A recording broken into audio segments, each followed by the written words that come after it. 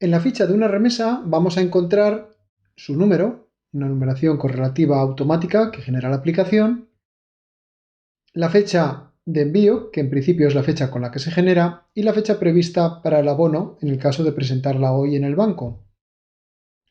El tipo de documento lo asume automáticamente de los vencimientos que incluimos en esta remesa. El programa no permite remesar en la misma remesa vencimientos de diferente tipo. Es decir, sí podemos hacer una remesa de recibos y otra remesa, por ejemplo, de pagarés, pero no podemos mezclarlos dentro de la misma remesa.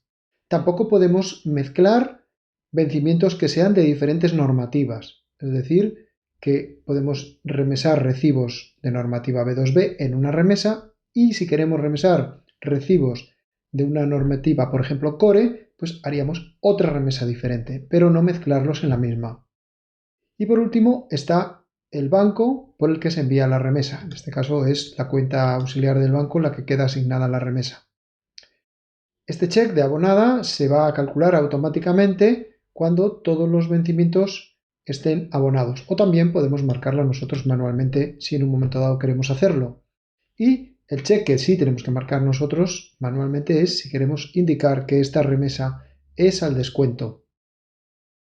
Al igual que veíamos en el menú, aquí hay dos columnas que indican si alguno de estos vencimientos tiene un error de mandato caducado o un error de plazo de presentación superado.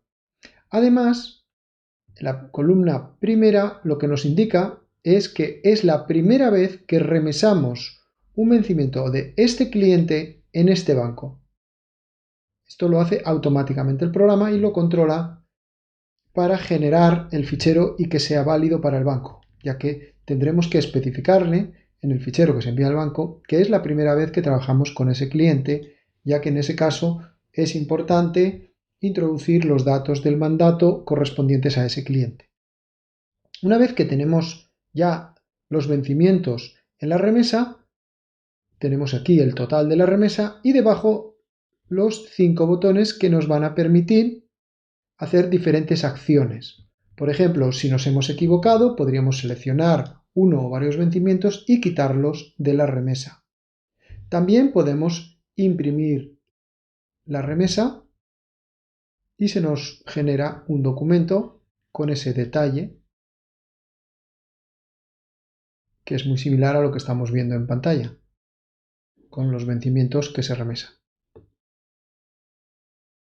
Y los más importantes son las operaciones que podemos realizar. Por ejemplo, si queremos abonar al descuento vencimientos, podremos hacerlo en aquellos vencimientos que todavía no estén vencidos, porque si ya están vencidos, lo lógico es abonarlos directamente en lo que sería gestión de cobro, abonar al cobro. Entonces, si yo intento abonar al cobro algo que todavía no está vencido, me avisa el programa de que ha seleccionado vencimientos a abonar al cobro cuya fecha de vencimiento es mayor que la fecha de abono. Y lo contrario, voy a decir que no deseo continuar. Si intento abonar vencimientos al descuento que ya están vencidos, como es este caso, pues me avisa, ha seleccionado vencimientos a abonar al descuento cuya fecha de vencimiento no es mayor que la fecha de abono, ya que para que sean al descuento tiene que ser mayor. Entonces, lo que vamos a hacer es estos dos, que son vencimientos que ya están vencidos, los vamos a abonar normalmente. Cuando abonamos nos aparece un formulario en el que aparece una fecha en la que especificaremos la fecha de abono que el banco ha realizado, es decir, el día que el banco nos ha ingresado ese dinero en cuenta, y a nivel de gastos podemos especificarle qué gastos ha habido que el banco nos aplique. Pues puede ser lo que comentábamos, las gestiones bancarias de estos dos recibos que se han gestionado al cobro. Entonces esos importes podríamos indicarlos como bases imponibles, nos calcularía el IVA e incluso si hay una factura del banco, pues aquí podríamos especificar el número de factura. Y una vez que hemos metido esa información, aceptamos y se genera automáticamente el asiento en base a la plantilla de abono en gestión de cobro que tenga el tipo de documento recibo. En este caso, bueno, pues es un asiento muy completo que contabiliza tanto el abono inicial de los vencimientos como esa factura que nos cobra el banco, metiendo los servicios bancarios, el IVA de esa factura y los descuenta del banco. De la misma forma, tenemos ahora la posibilidad de, estos dos ya están cobrados, como vemos, y si entramos en ellos en operaciones de cobro veríamos que se generaron por desglose, se remesaron y ya se cobraron. Y si vamos a los otros dos vencimientos, podemos decir que los abonamos al descuento. Podemos cambiarle la fecha de abono. Lo importante es que esta fecha sea inferior siempre a las fechas de vencimiento y que, igual que hicimos antes, podemos meterle gastos que pueden ser con diferentes regímenes de IVA. Especificamos el número de factura y al aceptar se genera lógicamente el asiento del abono de esos vencimientos.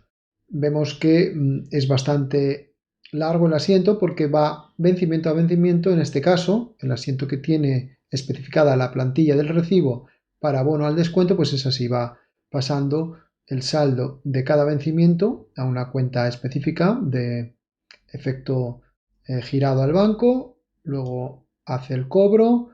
Este cobro lo pasa a la cuenta de riesgo porque hasta que no llegue este vencimiento realmente no podemos asegurar que esos cobros los va a poder realizar el banco, es decir, el cliente tiene todavía tiempo para, digamos, no pagar, impagar esos importes.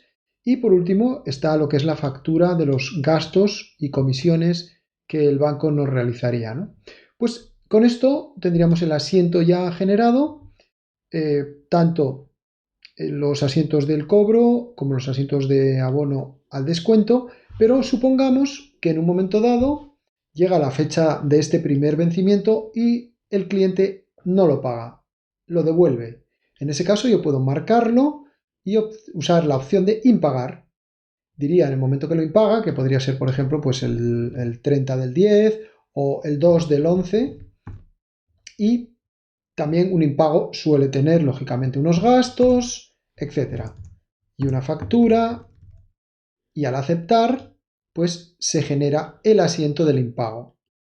El impago que lógicamente conlleva unos gastos que luego nosotros, dependiendo de cómo trabajemos con nuestros clientes, iríamos a ese vencimiento y se los acumularíamos como gastos para que la próxima vez que remesemos ese vencimiento se le cobren no solo los 2.004 euros, sino a lo mejor los 30 y cambiar el importe de ese vencimiento.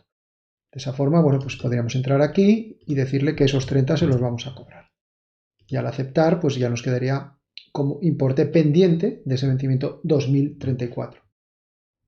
Y de esta forma es como vamos operando con los diferentes vencimientos de la remesa hasta culminar que esté totalmente abonada. Vemos cómo aquí nos considera que está abonada porque ya no vamos a trabajar más con estos vencimientos, salvo que nos devolviesen este, pero la remesa en sí ya fue abonada y ahora lo que queda es que este vencimiento que está impagado, si fuésemos a cobros pendientes de este cliente, de Aarón Elías, veríamos cómo nos aparecería. Vamos a buscar exclusivamente ese cliente y vamos a ver cómo nos aparecen esos 2034 como pendientes, pero con estado impagado, porque de esa forma, entrando en el vencimiento, podemos ver cómo fue remesado, fue abonado y fue impagado en esta fecha.